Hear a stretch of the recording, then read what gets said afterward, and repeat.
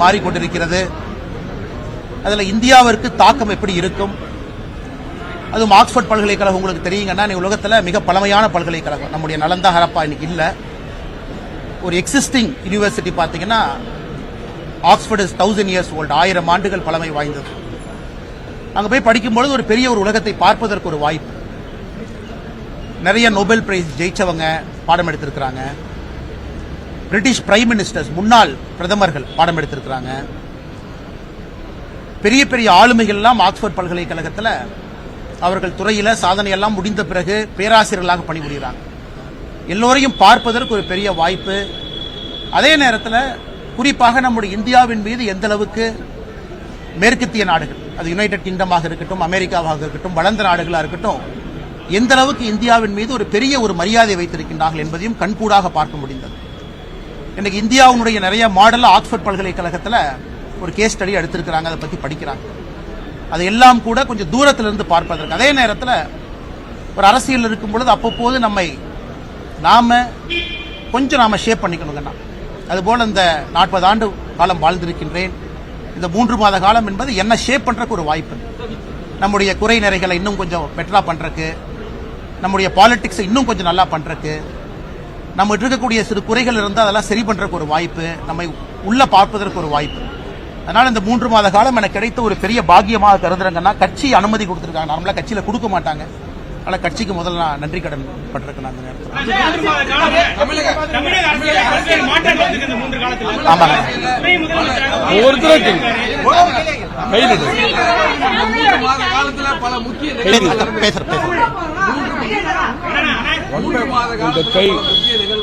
அரசியல் நடந்திருக்கு. குறிப்பா துணை முதலமைச்சரா உதயநிதி ஸ்டாலின் பொறுப்பேற்றிருக்கார். விஜய் புதிய அரசியல் கட்சியை தொடங்கியிருக்கார். பாஜக உள்ளிட்ட பல அரசியல் கட்சிகளை விமர்சனம் பண்ணியிருக்கார். உங்களோட பார்வை? இந்த 3 மாத காலம் தமிழக அரசியல் நிறைய மாற்றங்கள் ஏற்பட்டிருக்கிறது, உண்மைதான். ஒரு பெரிய நடிகர் தன்னுடைய உச்சத்தில் இருக்கக்கூடிய இடத்திலிருந்து அரசியலுக்குள்ள கால் பதிக்க வேண்டும் என்று நடிகர் விஜய் அவங்க வந்திருக்கிறாங்க. அப்பொழுதும் சொன்னேன், இன்னைக்கு சொல்றேன், அவர்களை வரவேற்கின்றோம். காரணம், அவர் வந்திருக்கக்கூடிய ஒரு நோக்கம் மக்களுக்கு நல்லது செய்யணும்னு நினைக்கிறாங்க. அதே நேரத்தில் நிறைய விஷயங்கள் எடுத்து பேசியிருக்கிறாங்க. வருகின்ற காலத்தில் எப்பொழுதெல்லாம் அதை பற்றி பேச முடியுமோ பேச வேண்டுமோ நாங்கள் பேசுறோங்கண்ணா. அந்த முதல் மாநாட்டில் நிறைய விஷயங்களை வச்சிருக்கிறாங்க. அதுக்கு பாரதிய ஜனதா கட்சியினுடைய தலைவர்கள் எல்லோரும் கூட எதற்கெல்லாம் பதில் சொல்ல வேண்டுமோ பதில் சொல்லி இருக்கிறாங்க. அக்டோபர் 28ஆம் தேதிக்கு பிறகு இன்னைக்கு நடிகர் விஜய் அவர்கள் மறுபடியும் 2-3 நிகழ்ச்சியில் பங்கேற்றிருக்கிறாங்க. அவர் ஆக்டிவ் பாலிடிக்ஸ் பாரதிய ஜனதா கட்சியும் எங்களுடைய கருத்துக்களை மக்கள் முன்னாடி வைப்போம். அதனால் நிச்சயமாக வரவேற்கின்றோம். மக்களுக்கு ஒரு one more opportunity, one more சாய்ஸுங்கண்ணா. அதனால் அடுத்த ஒரு ஆண்டு காலம் எப்படி இருக்கும் என்பதை தமிழக மக்கள் தீர்மானிக்க போறாங்க, நிர்ணயிக்க போறாங்க. அதே நேரத்தில் திரு உதயநிதி ஸ்டாலின் அவர்கள் தமிழகத்தினுடைய துணை முதல்வராக பொறுப்பேற்றிருக்கிறாங்க. ஒரு வேகமான வளர்ச்சி கட்சிக்குள்ள எம்எல்ஏ ஆனாங்க. அதன் பிறகு உடனடியாக அமைச்சரானாங்க. அதன் பிறகு இன்னைக்கு துணை முதல்வராக இருக்கிறாங்க. அதையும் பொறுத்திருந்து பார்க்கணும். ஏன்னா பாரதிய ஜனதா கட்சி தொடர்ந்து வைக்கக்கூடிய குற்றச்சாட்டு, திராவிட கட்சிகள், குறிப்பாக இதில் திராவிட முன்னேற்ற கழகம் எப்பொழுதும் ஒரு குடும்பத்தை சார்ந்திருக்கு. வெளியிருந்து வரக்கூடிய டேலண்ட் அங்கே குறைஞ்சிருச்சு. டேலண்ட் பூல் குறைய குறைய ஒரு குடும்பத்தை சார்ந்து அந்த கட்சி தன்னை நடத்தி கொண்டிருக்கிறது தொடர்ந்து வைக்கக்கூடிய குற்றச்சாட்டு இன்னைக்கு அவங்க உண்மைன்னு சொல்லியிருக்கிறாங்க. அதே போல உதயநிதி ஸ்டாலின் அவர்களுடைய செயல்பாடு வருகின்ற காலத்தில் துணை முதல்வராக எங்கே அவரை விமர்சிக்க வேண்டுமோ நிச்சயமாக விமர்சிப்போம். நன்றாக செயல்பட்டால் நிச்சயமாக பாராட்டுவோம். அதே நேரத்தில் மூன்றாவது இன்னொன்று பார்த்தீங்கன்னா, பாரதிய ஜனதா கட்சி அகில இந்திய அளவில் ஹரியானால ஒரு பெரிய வெற்றியை பெற்றிருக்கிறது. மகாராஷ்டிரால ஒரு சரித்திரம் காணாத ஒரு வெற்றியை பெற்றிருக்கிறது. அதுவும் கூட ஒரு நார்த் ஸ்டேட், ஒரு சவுத் ஸ்டேட், இரண்டும் ஒரு மிக முக்கியமான ஒரு விஷயம். அதுவும் லோக்சபா தேர்தலில் மகாராஷ்டிராவில் நாம் வாங்கியிருக்கக்கூடிய எம்பிக்களை பார்த்தீங்க, இன்னைக்கு அசம்பிளியில் நீங்க பார்த்திருக்கிறீங்க. அது அப்படியே மாறி களம் மாறி இருக்கிறது. ஹரியானாவில் நாம் வாங்கியிருக்கக்கூடிய எம்பியை பார்த்தீங்க, இன்னைக்கு லோக்சபா பார்த்தீங்க, இன்னைக்கு அசம்பிளி பார்க்குறீங்க.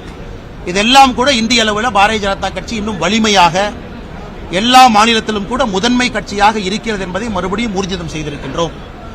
அதே நேரத்தில் ஒரு பெரிய ஒரு 3 மாத காலமாக இந்தியா முழுவதும் கோடிக்கணக்கான தொண்டர்கள் பாரதிய ஜனதா கட்சியில் தன்னை உறுப்பினராக இணைத்திருக்கின்றார்கள். தமிழகத்திலும் பெரிய எண்ணிக்கையில் இணைஞ்சிருக்கிறாங்க. இப்ப அமைப்பு தேர்தல் ஆரம்பமாகியிருக்கிறது. இந்தியாவில் இன்னைக்கு ஜனநாயக கட்சியாக இருக்கக்கூடிய ஒரே கட்சி பாரதிய ஜனதா கட்சி. உறுப்பினர்கள் இணைந்த பிறகு ஒரு கட்டத்திலும் தேர்தல் நடத்தி கிளை தலைவரிலிருந்து மாநில தலைவர் வரை தொண்டர்களால் தேர்ந்தெடுக்கப்பட்டு அதன் பிறகு தேசிய தலைவர் தேர்ந்தெடுக்கப்படுறாங்க. இதெல்லாம் பாரதிய ஜனதா கட்சி எல்லா அரசியல் கட்சிகளுக்கு முன்பு ஒரு பாடத்தை சொல்லியிருக்கின்றோம், சொல்லிக் கொண்டிருக்கின்றோம். ஒரு உண்மையான ஜனநாயக கட்சி. இதெல்லாம் அந்த 3 மாத காலத்தில் மக்கள் முன்னாடி இருக்குன்னா கேளுங்கண்ணா. சார், விஜயனுடைய அந்த அரசியல் வருகை என்பது பாஜகவினுடைய அந்த அரசியல் வியூகத்துக்கு பாதிப்பு ஏற்படுமா, ஓட்டு வங்கியில் பாதிப்பு ஏற்படுமா? அண்ணா, நான் ஏற்கனவே சொன்னது போன அரசியல்ல வெளியே யார் என்ன நினைக்கிறாங்க, எப்படி வர்றாங்க, என்ன பேசுறாங்க, அது உங்க கண்ட்ரோல் இல்லைங்கண்ணா. விஜய் அவர்களை பொறுத்தவரை தமிழகத்தில் இன்னைக்கு திராவிட கட்சிகள் பேசக்கூடிய அதே சித்தாந்தத்தை தான் விஜய் அவங்க பேசுறாங்க. புதிதாக எதுவும் இல்லை. நாங்கள் எங்கள் இடத்துல பத்திரமா நிக்கிறோம். எங்களுடைய பாதங்கள் வலிமையாக தாங்கி நிற்குது. ஆனா விஜய் அவர்களுடைய பேச்சு, அவருடைய கொள்கை கிட்டத்தட்ட திராவிட கட்சிகளுடைய கொள்கையோடு தான் ஒத்து போறாங்க. அவர் பேசுகின்ற பேச்சு எல்லாம். அதனால் இது யாருக்கு பாதிப்பு ஏற்படும் என்பதை பொதுமக்கள் எல்லோரும் கூட கணிச்சிட்டாங்க. எங்களை பொறுத்தவரை ஒரு புதியாக வரக்கூடிய நபருக்கு வாய்ப்பு எல்லோருக்கும் கிடைக்கும் என்று நம்புகின்றோம். நான் ஏற்கனவே சொன்னது போல ஒரு பெரிய ஆக்டருங்க. குறிப்பாக பெண்கள், குழந்தைகள், வயதானவர்கள் வரைக்கும் எல்லார் இல்லத்திலையும் நடிகர் விஜய் அவர்கள் பெரிய ஒரு இடத்தை பிடிச்சிருக்கிறாங்க. அதை மறுக்க முடியாது. இந்திய அளவில் ஒரு படத்துக்கு அதிகமான வசூல் பெறக்கூடிய நடிகராகவும் விஜய் அவங்க இருக்கிறாங்க. அதுவும் உண்மைதான். அதுவும் நம்ம பொய்ன்னு சொல்ல முடியாது. மூன்றாவது, படிப்படியாக 25 ஆண்டு காலமாக தன்னை வளர்த்தி கொண்டு வந்திருக்கின்றார்கள். அதுவும் உண்மைதான்.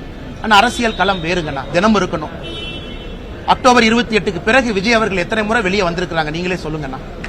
அரசியல் 365 நாட்கள் இருக்கணும், கீழே இருக்கணும். வெற்றி தோல்வி சாதாரணமாக வந்து கொண்டே இருக்கும்.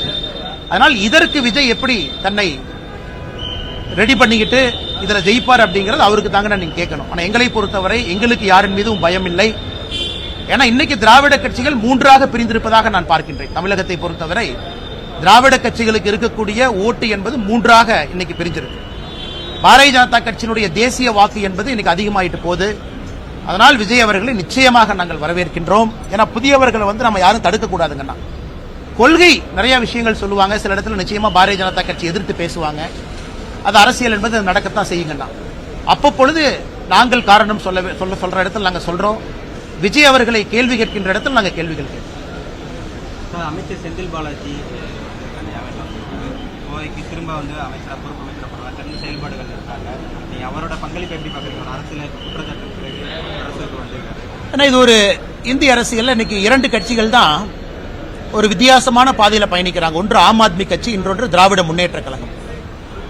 அதாவது ஒரு குற்றச்சாட்டு ஊர்ஜிதமான பிறகு, அவங்களுடைய bail petition multiple time reject ஆன பிறகு, அவங்க இன்னைக்கு வெளியே வந்திருப்பது கிட்டத்தட்ட சார்ஜ் ஷீட் போட்டாங்க. அதற்கு மேல என்கொயரி பண்றதுக்கு ஒன்றும் இல்லை என்பதற்காக நீதிமன்றம் பெயில் கொடுத்திருக்கிறாங்க. ஆனா ஒரு நிரபராதியை கொண்டாடுவது போல நம்முடைய முதலமைச்சர் மு க ஸ்டாலின் அவர்கள் செந்தில் பாலாஜி அவர்களை கொண்டாடிட்டு இருக்கிறாங்க. இது ஆச்சரியம். இதேதான் ஆம் ஆத்மி கட்சியில் நடக்குது. இன்னைக்கு ஆம் ஆத்மி கட்சியினோட நிலைமையை நினைச்சு பாருங்க. அதனால் இது புதிது கிடையாது. ஊழலோடு மலிந்திருக்கக்கூடிய திராவிட முன்னேற்ற கழகம் இன்னைக்கு பெயில்ல வெளியே வந்திருக்கக்கூடிய ஒரு மனிதரை ஒரு காந்தியவதியாக கொண்டாடுவது புதிது கிடையாது. தமிழகத்திற்கு மக்கள் பார்த்துக்கிட்டு இருக்காங்கன்னா, மக்கள் இதை நல்லா உன்னிப்பா பார்க்கறாங்க. கிட்டத்தட்ட இந்த புதிய அமைச்சர்களுடைய அந்த பதவியேற்பு என்பது அவர்களுக்காகவே நிறுத்தி வைக்கப்பட்டதை போல முதலமைச்சர் எத்தனை நாளா காத்துக்கிட்டு இருந்தார். அதனால் இதை பற்றி நான் அதிகமாக பேசுவதை விட தமிழக மக்கள் அதெல்லாம் பார்க்கறாங்க. வருகின்ற காலத்தில் அவங்க பதிலடி கொடுப்பாங்க. பாஜகவோட கூட்டணின்னு ஒரு முன்வைக்கப்படுது. காவி உடையான இந்த அட்டைப்படலாம் பத்திரிகைகள் வந்து குறிப்பா ரஜினியை சந்தித்த பிறகு அதோடைய கருத்து வேற மாதிரி வந்து பிஜேபி கூட்டணி வைப்பாரு. ஆனா அண்ணன் சீமான் அவர்களுடைய பாதை தனி, எங்களுடைய பாதை தனிங்கன்னா வேறு வேறு பாதையில் இருக்கும். ஒரு நல்ல நண்பராக இருக்கின்றார். அதே நேரத்தில் பாரதிய ஜனதா கட்சியை காரசாரமா விமர்சிக்கிறார் பல இடத்துல. அவர் ஒரு புதிய பாதையில பயணிக்கணும்னு நினைக்கிறாரு, பயணிச்சுக்கிட்டு இருக்காருங்கண்ணா. அதனால் பாரதிய ஜனதா கட்சியினுடைய பாதையும் அவர் பாதையும் கண்டிப்பாக வேறு வேறு பாதைகள். அதனால் அவருடைய பாதையில் அவர் போகட்டும், எங்க பாதையில் நாங்க போறோம். இன்னைக்கு தமிழக மக்களுக்கு நிறைய வாய்ப்பு கிடைச்சிருக்கு. மக்கள் எல்லாத்தையும் பார்த்து முடிவெடுப்பாங்க. 2026 மிக முக்கிய சரித்திர தேர்தலாக தமிழகத்தில் அமைய போகுது. காரணம், அண்ணன் சீமான் இருக்கிறாங்க, அண்ணன் விஜய் அவங்க இருக்கிறாங்க, பாரதிய ஜனதா கட்சி இருக்கு. இதற்கு முன்பு இருக்கக்கூடிய திராவிட கட்சிகள் ஆளுமையாக இருந்தவர்கள், ஆளுங்கட்சியாக இருக்கிறவங்க, எதிர்கட்சியாக இருக்கிறவங்க இருக்கிறாங்க. எங்களோடு கூட்டணியில் இருக்கக்கூடிய பெரிய கட்சிகள், பாட்டாளி மக்கள் கட்சியிலிருந்து அண்ணன் டிடிவி தினகரனிலிருந்து எல்லோரும் எங்களோடு இருக்கிறாங்க. அதனால் 2026 ஒரு புதிய களமாக இருக்கும். பொறுத்திருந்து பார்ப்போம். நிறைய பாஜகலே கடந்த 3 மாசமா தொண்டர்களுக்கு உற்சாகம் இல்லைங்கிற மாதிரியான ஒரு தமிழ்நாட்டிலோ சட்டமன்றத்திலும் நிறைய உங்கள் வருகைக்கு பிறகு அது மாற்றங்கள் இருக்கு இல்லைங்கண்ணா. அதாவது இந்த 3 மாதமாக பாரதிய ஜனதா கட்சியை பொறுத்தவரை வெளி வேலைகள் கொஞ்சம் குறைச்சிக்கிட்டு ஆர்கனைசேஷன் ஒர்க், அமைப்பு ரீதியான பணிகள் அதிகமாக செஞ்சுக்கிட்டு இருந்தாங்க. அதான் பார்ப்பதற்கு உங்களுக்கு அது மாதிரி தெரிஞ்சிருக்குங்கன்னா, அமைப்பு ரீதியாக ரொம்ப பலப்படுத்தியிருக்காங்க. நிறைய வேலைகள் நடந்திருக்கு. குறிப்பாக நம்முடைய மூத்த தலைவர்கள் எல்லோரும் முன்னின்று அமைப்பு ரீதியாக புதிய தொண்டர்கள் வந்து உற்சாகத்தோடு வரவேற்றிருக்காங்க. உண்மையை சொல்ல வேண்டும் என்றால் ஒரு கட்சியினுடைய நம்பர் நான் சொல்லக்கூடாதுங்கன்னா, பாரதிய ஜனதா கட்சி தமிழகத்தில் கடந்த 2010 ஒரு 5 ஆண்டு காலமும் நம்மகிட்ட எவ்வளவு மெம்பர்ஷிப் இருப்பாங்க அந்த ரேஷியோ நீங்க பாத்தீங்கன்னா இன்னைக்கு 8 மடங்கு வளர்ந்திருக்கின்றோம். இதற்கு முன்பு இருந்த மெம்பர்ஷிப் இன்னைக்கு 8 மடங்கு வளர்ந்திருக்கு. இப்ப நீங்களே கூட்டி கழிச்சு பாத்துக்கணும்.